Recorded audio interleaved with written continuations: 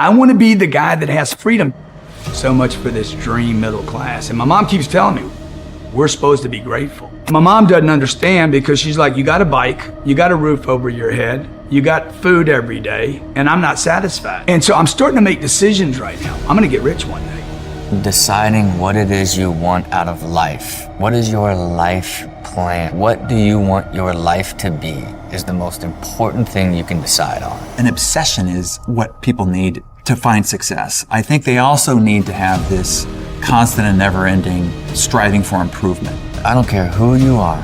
I don't care how successful you are going to doubt everything every step of the way. That is why faith is so important and literally the hardest one to master. What the mind can conceive and believe it can achieve.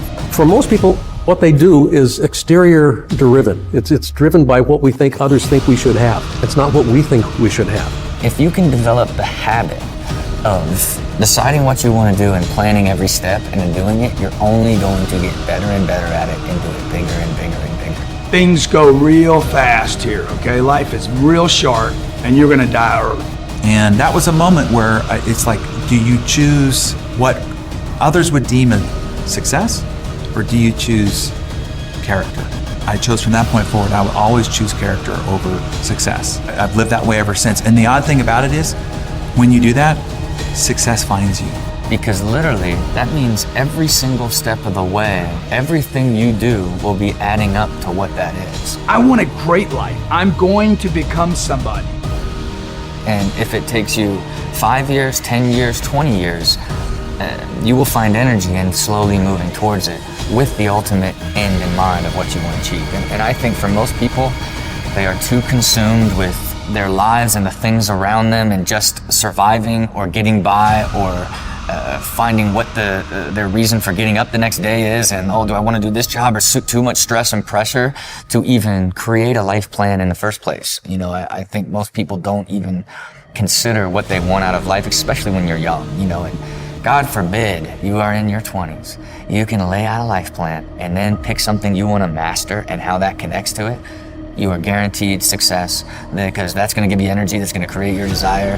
You're going to be persistent as long as you build a great plan, and you're going to all these other aspects of what you need to achieve that are going to happen, because that will turn into specialized knowledge, that turns into like-minded individuals that become your mastermind alliance that ultimately lead to you achieving what you want to do in a much more direct and specific way. There's a lot of talk about passion, and I don't think a lot of the great entrepreneurs or great achievers in the world that necessarily are driven by just this idea of passion. I think passion is a misnomer where it's like they're always zealfully happy and in love with what they're doing all the time. I think a better word for it is they're obsessed. I read an article recently about Mark Parker, the CEO of Nike, and it was a short article, but in the article, he said the word obsessed 13 times. And I think that's what you will find if you look at the study of any extraordinary achiever. You know, Thomas Edison, was he passionate? Alexander Graham Bell, was he passionate or were they obsessed? And I've done a whole variety of things, a dozen different industries and unrelated industries. And each time I would say that what drove me was an obsession, not a passion necessarily. I wasn't necessarily like joyful about the process all along the way. And I think that's the way people misunderstand passion. But I was certainly obsessed about getting it to a point of excellence. I think an obsession is what people need to find success. I think they also need to have this constant and never-ending striving for improvement. They gave me a little pill and said, you need to take this little pill every day. I said, dude, I came here to get off pills, okay? And before I left, the counselor grabbed me and said, hey, if you don't give up your ideas of getting rich, because in 28 days, you share your whole life. All your dreams, your goals, everything. They're trying to get to what happened. Give up all your ideas of writing books. Give up your ideas of helping people all over the world. Just help the alcoholic and the drug addict, and that'll be enough. Give up any ideas of being rich and famous, being free and financially wealthy. Give it up, okay? Because if you need to be satisfied with one thing, not using drugs every day. So I went home with my little pill, sat down that night, looked at that little pill on the little table that I had, and remember what that dude was telling me, give up all these ideas. Looked at that pill. I'm like, dude, I'm gonna show this guy that I'm not powerless, I'm not unmanageable. I can control my life. I'm gonna get rich.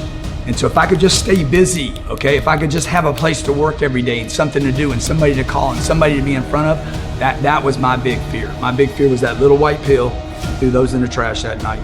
Never would use another one again. And I just made a decision that day not to quit, not to be powerless, not to be unmanageable, but to be somebody. And I've been doing that since I was 25. Every day waking up, today I'm gonna be somebody.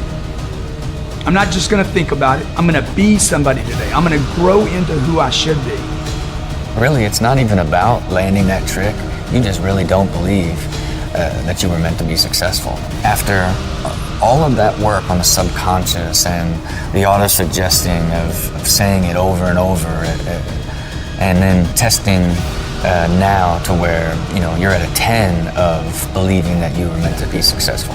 My entire existence went on an insane trajectory. I was just a mediocre pro skateboarder, like half-ass entrepreneur up until that point, and literally my entire life trajectory turned into this incredible success from that point on. I am more than aware that I am built off these incredible successes at a very young age. I had taken incredible risks my entire young life that really gave me the confidence to fail.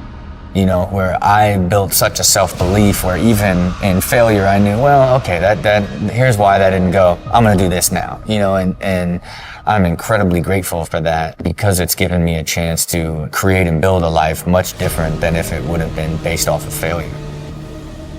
I was in 11th grade and the bell had rung and I was quickly running out of class. It was AP English and I needed to get to baseball practice because that night we had a game.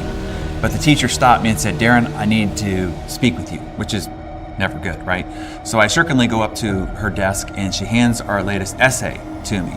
And it had a big fat red letter on it, way too far down in the alphabet to be any good. And as she handed it to me, she said, well, maybe success in writing is just not in your DNA. As if it had been decided, as if no matter what, I could never be good at writing. And then she said, well, I heard you hit a home run in baseball last week. Congratulations. And I know that she was trying to be helpful, but I was still stewing from the fact that she had said that I could never do this. She says, look, you're good at other things, like baseball. Maybe you should just focus on those things that you're good at. And I wish that I could remember this teacher's name. I had burned it from my cerebral matter long ago because I would love to send her a copy of my third book as a New York Times bestselling author. And it was almost because she said I couldn't that I probably to this day work so hard at trying to do so. And so I have to thank her one more time for giving me that fire in the belly to prove to her that maybe I could do this after all. I guess I think about this in the context of talking to my grandkids. If I had one piece of advice, and this was the last thing that I asked them to think about and to consider as they live their life, is not to be encumbered by what the world seems to be showing them. Listen to their heart. They know what they need to know in order to do and be what they need to do and be. They just need to quiet themselves in order to listen.